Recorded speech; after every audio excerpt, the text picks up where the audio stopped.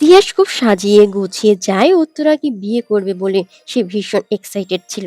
এদিকে দেখা যায় রাখি বন্ধনের কাছে কান্না করতে করতে বলতে থাকে সে দেখেছে তার মাকে বউ সাজতে। তাহলে তো তার মা মা নয়ই, মাই মাসি। তারা দুজনে সেই বিয়ের মণ্ডপে যেতে চায় বিয়ে দেখবে বলে নিজেদের চোখে। এদিকে দেখা যায় বিয়ের মণ্ডপে সেই মুহূর্তে কেউ ছিল না, কেউ আসেনি এখনো। তিয়া শেষে হাজির হয়েছে। ঠিক তখনই দেখতে পায় সাদা থান পরা সাথী চ্যাটার্জি তার সামনে দাঁড়িয়ে ভয়ঙ্কর ভাবে আঘাত করে তিয়াসকে। তিয়াস লুটিয়ে পড়ে মাটিতে, প্রচন্ড রকম আহত হয় সে। তাকে মারার পরে দেখা যায় তাকে কোথাও সরিয়ে নেওয়া হচ্ছে এবং সেখানে যে এলোমেলো গুলো হয়েছিল সেগুলো সরিয়ে ফেলা হচ্ছে। রাখি বন্ধন গিয়ে দেখতে পায় বিয়ের মণ্ডপে তো কেউই নেই। তাহলে কি বিয়ে হয়ে গেল? তারা আবার তার মামার সেই বাড়িতে যায়। গিয়ে দেখতে পায় তাদের মা খুব সুন্দর করে সেজে বসে আছে। সে জানায় বিয়ে তো হয়ে গেছে।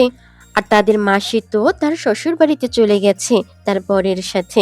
যে রাখিকে কাছে ডাকে আদর করতে চায়। ঠিক তখনই বন্ধন নোটিস করে উত্তরার হাতে রক্তের দাগ লেগে আছে। কিন্তু উত্তরাকে যখন জিজ্ঞেস করা হয় সে তখন উত্তর দেয় এগুলো সিঁদুরের দাগ, রক্ত নয়। বন্ধন ভুল ভাবছে, কিন্তু বন্ধনের বুঝতে বাকি নেই এটা মানুষেরই রক্ত। নিশ্চয়ই কোনো বড় রকমের কিছু ঘটেছে। এদিকে সঞ্জয় দয়মন্তী তারা অবাক হয়ে যায়। বর কোথায় গেল? এত মরিয়া হয়ে উঠেছিল বিয়ে করার জন্য, অথচ বরেরই কোনো হদিশ নেই। দেশ গেলটা কোথায়, কোথায় চলে গেল? এদিকে বন্ধন এই নিয়ে বেশ চিন্তিত ছিল। না, বিয়েটা হয়নি।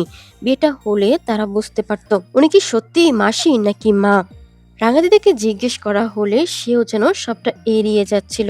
কি যে হয়েছে তা বোঝা কি এতটাই সহজ? এদিকে সঞ্জয় দময়ন্তী তারাও যেন কিছুই বুঝে উঠতে পারছিল না কি হলো।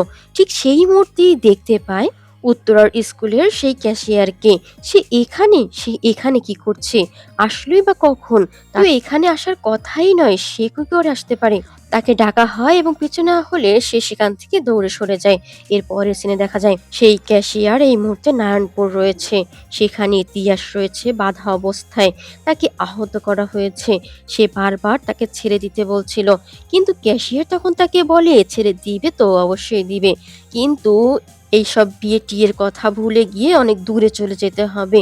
যদি সেরকমটা করতে পারে তাহলে ঠিক তাকে ছেড়ে দেওয়া হবে। তাকে তো আগেই বলা হয়েছিল চলে যেতে, না হলে মস্ত বড় বিপদ হয়ে যেতে পারে। সে তো কোনো কথাই শোনেনি। এদিকে সঞ্জয়ের পক্ষের উকিল সঞ্জয়কে বলতে থাকে এমনও তো হতে পারে তিয়াসকে তারা মেরে ফেলেছে বা সরিয়ে ফেলেছে।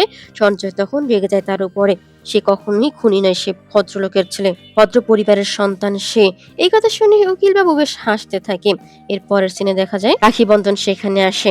তাদেরকে জানানো হয় উত্তরা শ্বশুর বাড়িতে গেছে তার বরের সাথে। কিন্তু বন্ধন সবটা খুলে বলে না, সে জানতে পেরেছে ওখানে কোনো বিয়েই হয়নি। আর সেদিন যে উত্তরের হাতে রক্ত দেখেছিল তাও তাদেরকে জানায়। নিশ্চয়ই সবার চোখের আড়ালে কোনো একটা ঘটনা ঘটে গেছে। এই কথাগুলো বলার পরে রাখি বন্ধন চলে যায়। এদিকে সঞ্জয় দময়ন্তী অবাক হয়ে যায়। ওরা সত্যি উত্তরার হাতে রক্ত দেখতে পেয়েছিল। বন্ধন তো ভুল বলতে পারে না। কি হয়েছিল তাহলে? আর তিয়া সেই বা কোথায় গেল? সঞ্জয় দময়ন্তী যেন আরো ঘোরপাক খেয়ে যায়। এদিকে সেই ক্যাশিয়ারকে আবারও দেখতে পাওয়া যায় সবার উপরে নজর রাখছে, রাখির উপরেও।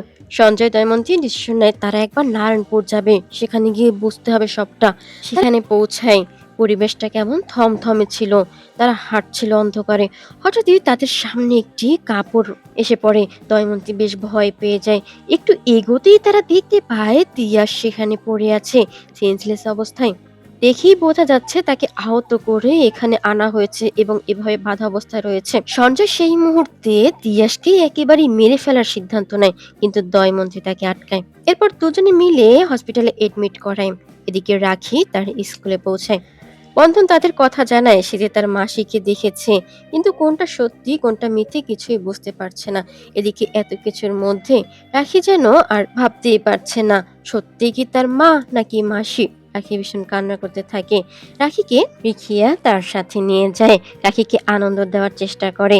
এদিকে দেখা যায় সেই ক্যাশিয়ার আবারও রাখির উপর নজর রাখছে। এদিকে বন্ধন তার সন্দেহের কথা সঞ্জয়কে জানায়, কিন্তু সঞ্জয় নিজেই কিছু বুঝে উঠতে পারছিল না ঠিক কি ঘটেছিল।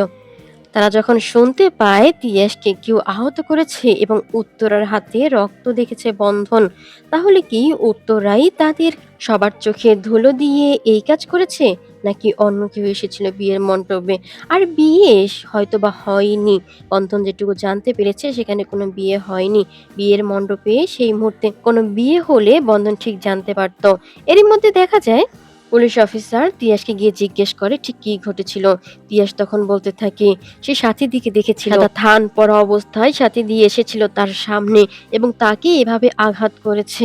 ভিডিওগুলো পেতে চ্যানেলটি সাবস্ক্রাইব করে রাখুন, লাইক কমেন্ট করতে ভুলবেন না। সকলকে অসংখ্য ধন্যবাদ।